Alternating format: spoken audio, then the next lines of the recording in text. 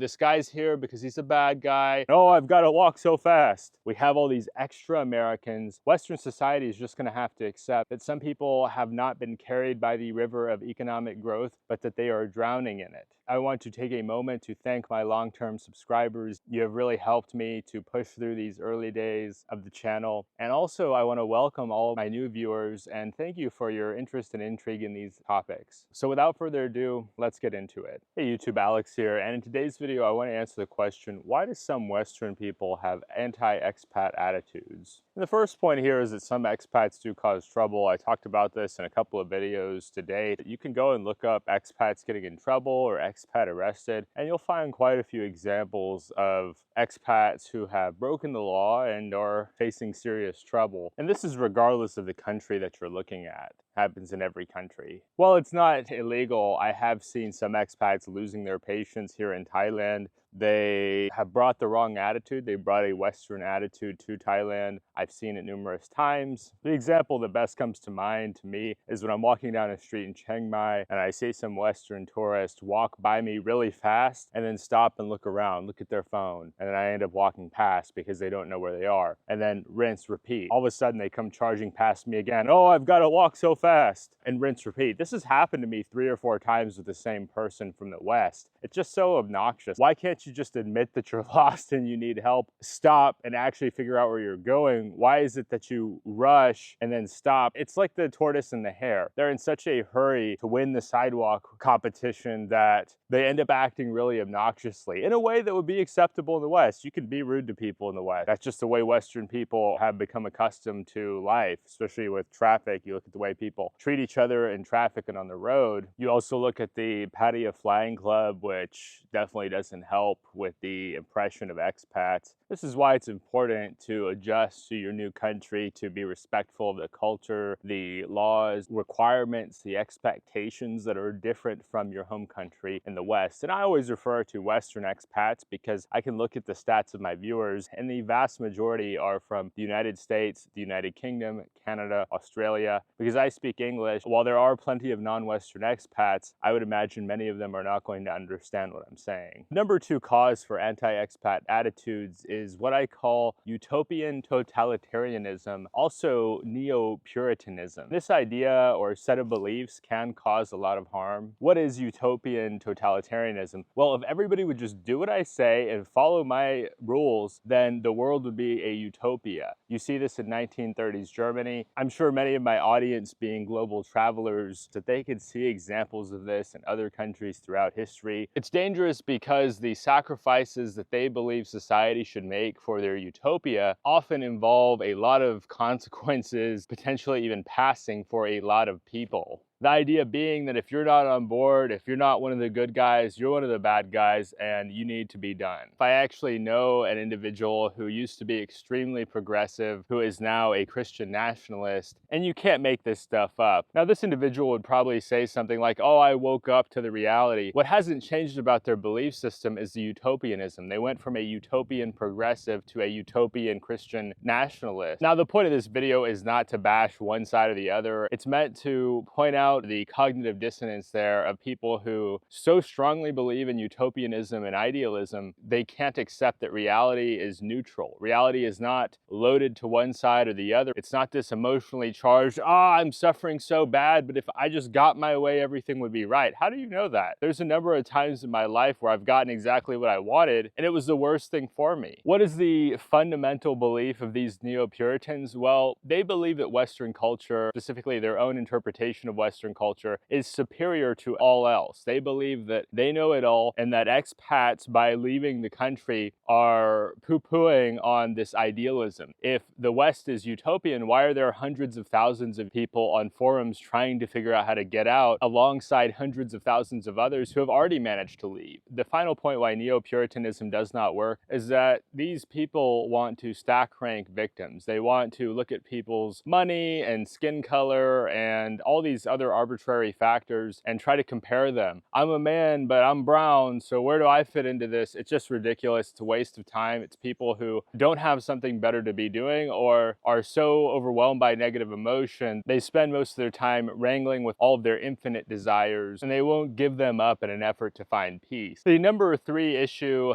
as to why Western people don't understand expats is that they have a just world hypothesis, and this leads them into victim blaming behavior. Now, I'm not going to get into a deep explanation of the just world hypothesis in this video, but I'll throw a link down below so you can check it out. I think some of this comes from religious belief. I also think some of it comes from watching too many Disney movies where they believe that the good guys win and the bad guys lose. If good things happen to you, it's because you're a good guy. If bad things happen to you, it's because you're a bad guy. They see some expats down on their luck living in a developing country on their social security check, and they immediately think, oh, this guy's a loser, he's a bum. They don't consider, does this guy have mental health issues? Does this guy have physical ailments? Does this guy have family in the West that can help take care of him? Does this guy have a history of abuse? Did this guy get cast aside in a layoff and was at such an age where nobody was willing to hire him? Did this guy have a family where he spent a lot of money on his family and then for whatever reason it broke up? Maybe he went through a divorce. Could be his fault, maybe not. They don't really consider the totality of the circumstances as to why a Western person or an expat would be living in a developing country. They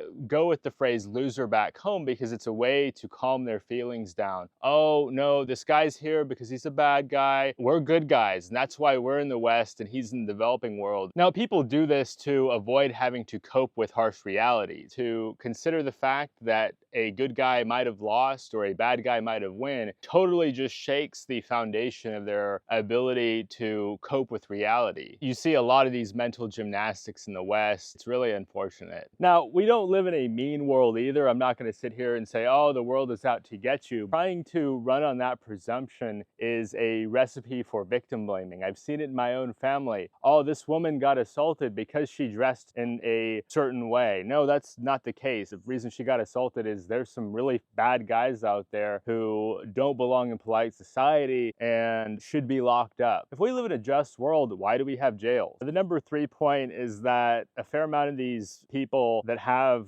these cognitive biases, they don't want to confront the harshness of the world. And I can relate to this as an orphan. In certain ways, my life has been very privileged and blessed. In other ways, I struggle to relate to a lot of people. The number 4 reason as to why some Western people don't like expats is that they are insulated from these issues due to wealth. They live in a wealthy, upscale community. They have never wanted for anything, never stress about money. They're gonna inherit assets like real estate and stocks. They don't have to think about struggling to find housing. They don't have to think about how they're gonna put their next meal on the table. They don't have to choose between rent and making a car payment. If you look at it, a lot of people give the boomers a hard time, and admittedly, I could understand why sometimes. But on the other hand, the fastest growing homeless population in the United States is actually the baby boomer generation. It's not people my age, I'm 31 years old. It's actually people that are older than myself. You have this kind of barbell effect. The wealthy boomers, they have kids that are totally out of touch with reality. I've seen this a fair amount in California where there are rich kids. If you grew up in California or have lived out there for work, you know what I'm talking about. A lot of these kids bounce back and forth between inferiority and superiority because on one hand they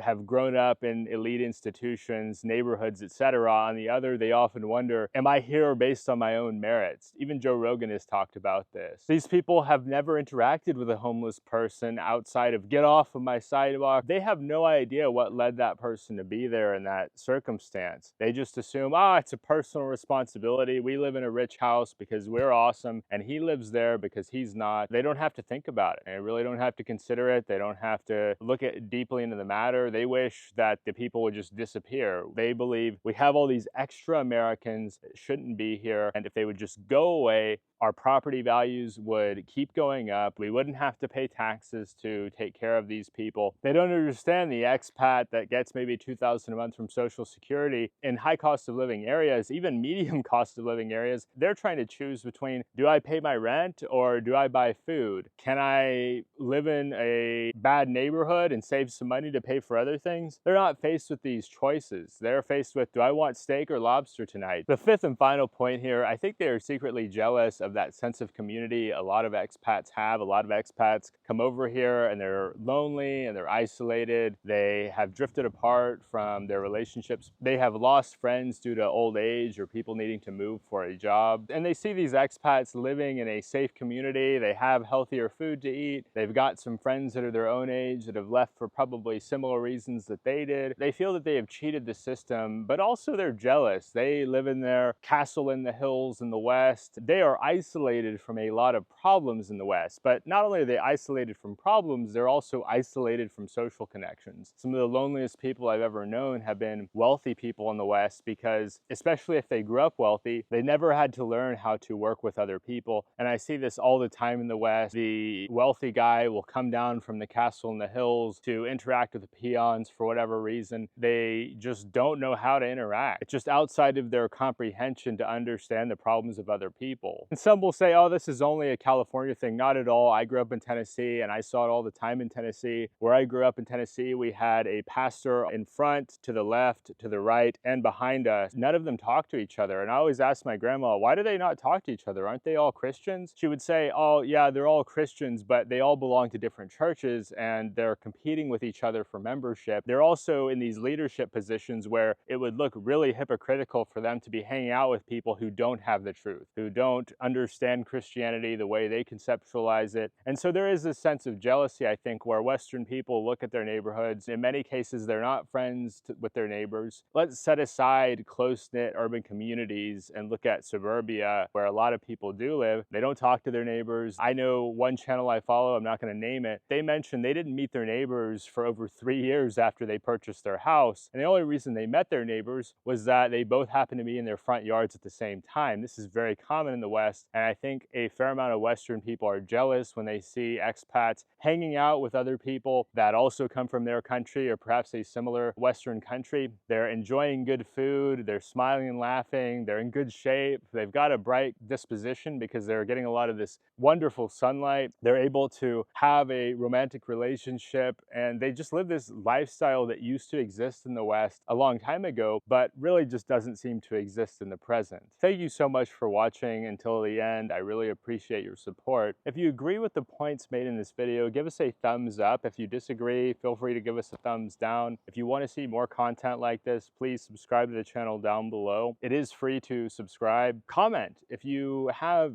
a feeling on this matter one way or the other. Feel free to drop a comment down below. It always generates interesting discussion. So until next time, we'll see you later.